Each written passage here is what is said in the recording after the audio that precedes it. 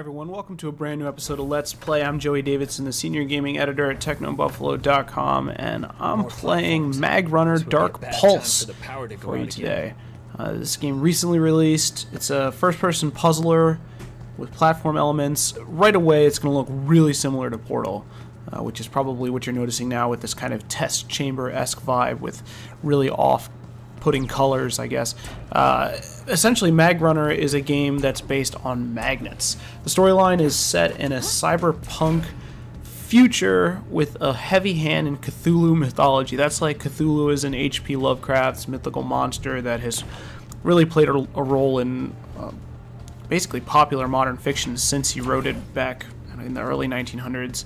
I haven't gotten any of the Cthulhu bits yet. I know it's coming. I've seen screenshots where there are monsters and whatnot. Where I am now, it's just very basically an intelligent, puzzling platformer.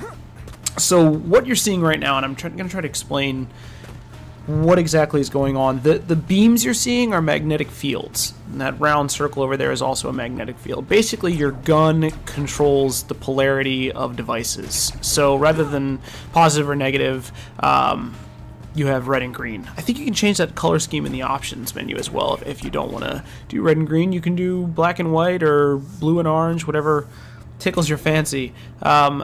Essentially, you need to get the magnetic fields to play nice together, cooperate, or oppose in order for you to traverse a given level. And all of the levels kind of in the same way that, Portal really was a special game in more ways than just one. Yes, it was really fun, and it was really difficult and challenging, and the humor in it was really solid, and everything else that we already praise it for. But one of the real reasons why Portal was genuinely influential upon gaming was because of the way that it introduced complicated puzzle-solving mechanics. It tests you right out of the gate, and it introduces really tough problems, but gives you enough tools to figure them out. That's what makes these puzzle games so good. And with a first-person puzzle game in a similar vein like Magrunner, it's really difficult to live up to what Portal introduced. But they have so far. Puzzles are a little bit tougher just because the polarity of magnets is a little harder to kind of conceive than Portals, for me at least. I mean, I'm sure it's different for everybody. You're going to see me propel across this gap with this magnet. This game is pretty wild. The aesthetic is really pleasing, the gameplay is really fun.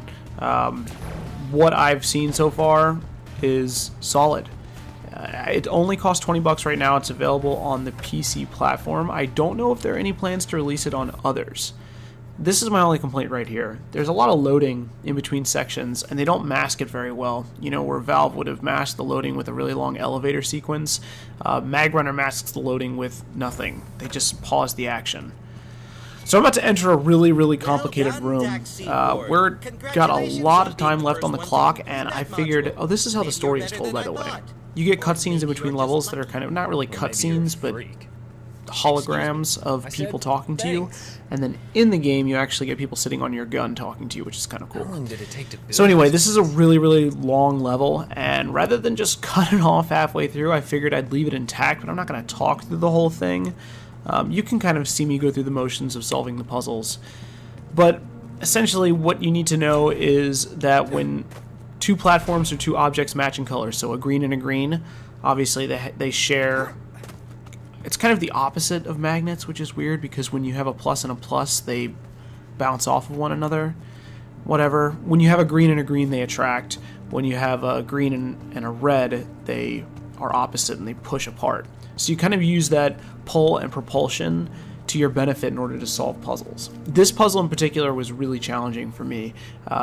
When I did finally kind of orient the big space, it's because it is such a big room and it's kind of hard to wrap your head around what you need to do in order to solve the puzzle. Once I figured out the space, I had to figure out how the heck I was meant to get all the tools I needed to the door. So you'll know I've solved the puzzle when a block comes crashing through a door. You see the door right down there on the bottom left just a second ago. Otherwise, this is Magrunner Dark Pulse. Like I said, for the PC, it's currently available on Steam. It might hit other platforms down the line. If If you'd like to see more of this game, just let us know. Otherwise, thank you guys for watching Let's Play. You got like 10 minutes of this video left. If you don't want to watch it, I'm not going to be saying anything from here on out. It's just me solving this puzzle. So enjoy me being frustrated. Thank you guys for watching. I'm Joey Davidson. See you next time.